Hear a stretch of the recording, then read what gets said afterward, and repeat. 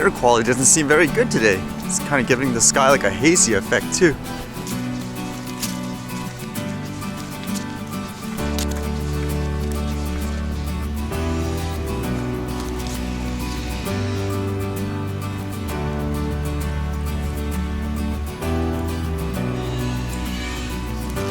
At first I thought those people were standing there because they were fascinated with a drone or something like that, which happens all the time, but then I realized, nope, I guess there's a hidden nature's bathroom there, so to speak.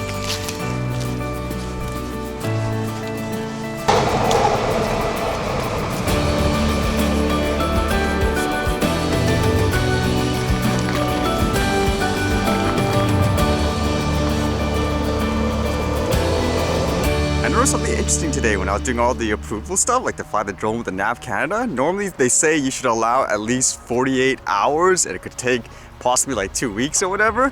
But then recently here, when you look at the page, they actually took that out. So now it just says, please note that processing time will depend on the complexity of your requests. So it makes me wonder if they're going to try to ease up on all the procedures, so to speak, to get approval to fly in certain places when people do really basic flights and you're so low where you should be away from the manned aircraft. So possibly in some cases they'll say, don't bother contacting the tower or whatever like that, or just approve it if it's like this.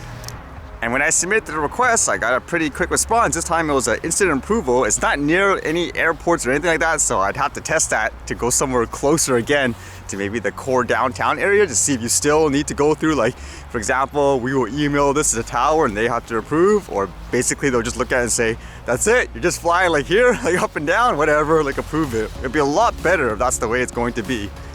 Maybe all those requests and stuff do work where they say, hey, why are we wasting our time going through this just for a little drone capturing video? It should just be that way from the start, like when they give you those emails saying, in the event you have a flyaway and so forth, then contact us and all that. I think it should be like that right from the beginning. Unless you are doing something like a drone delivery or something like that, then that's a little different in my opinion. And for getting approval to fly your drone, so it's kind of interesting reading this. This one says, England unable to use drone to film Rugby World Final Cup training in Tokyo.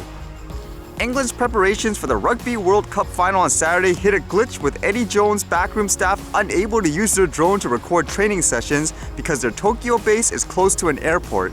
England had to seek permission to use their drone from tournament organizers, but they cannot do so in the build-up to their first final for 12 years, as their training facility, situated near the Tokyo Stadium, is next door to Chofu Airport.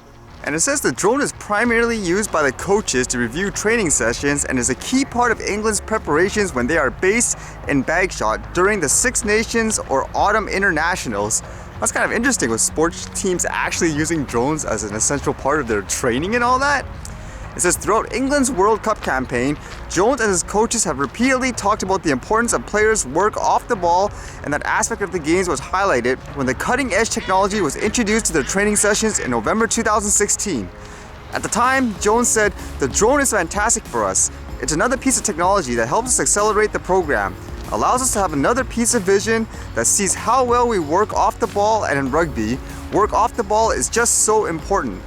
That's kind of neat, basically, for people using it that way to strategize and to evaluate things like their performance. Then again, I guess that's an example of really strict regulation and stuff when people are flying it safe in a secluded type of area, I guess you could say. Like, it should be okay overall. It's a little overboard to treat it like an airplane. And the other piece of news that was kind of interesting just relates to social media and all that. And one of them is with the platform TikTok, which apparently has been gaining a lot of popularity. And it says here though, it says, could TikTok allow China to export repression? Because apparently this was bought out by a Chinese company and all that.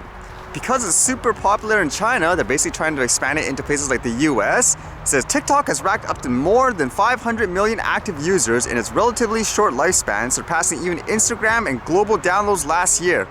More than 25 million of these users are American, and many of them are minors. Last month, lawmakers asked US officials to examine TikTok's data collection and censorship practices.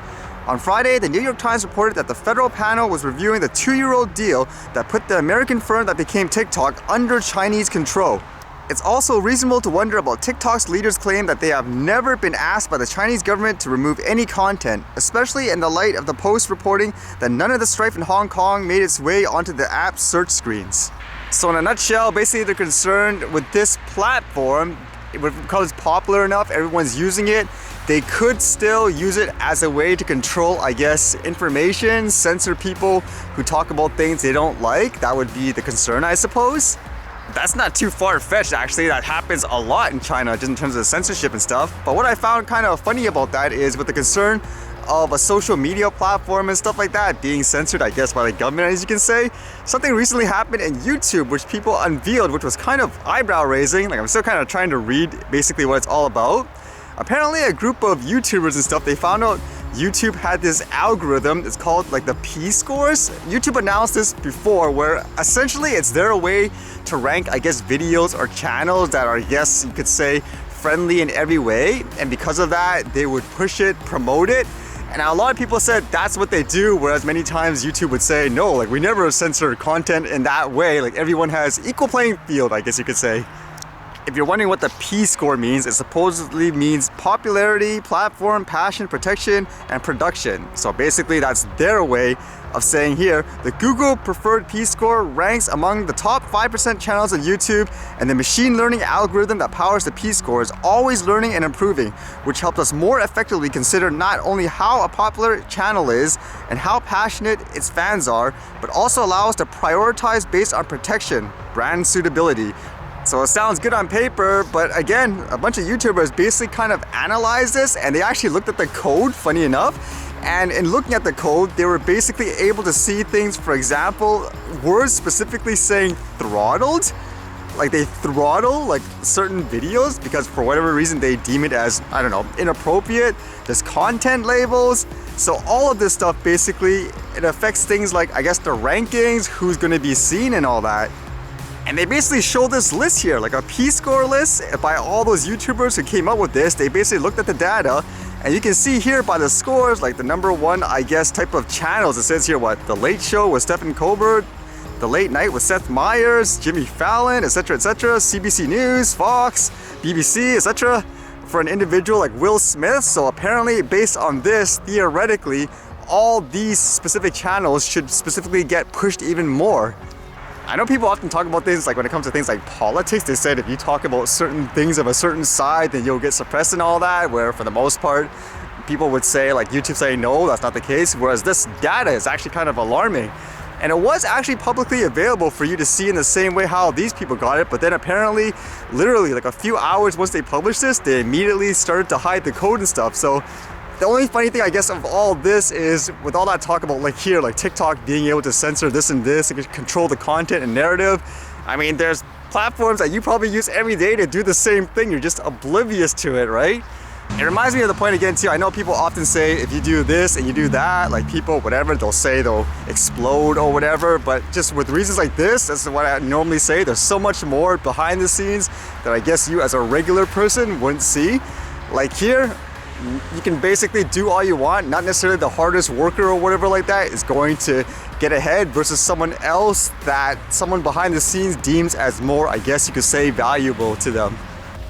With that example too, it shows if you really want to support someone in that way, you have to do it the manual way. Don't rely on that robot or algorithm or anything like that.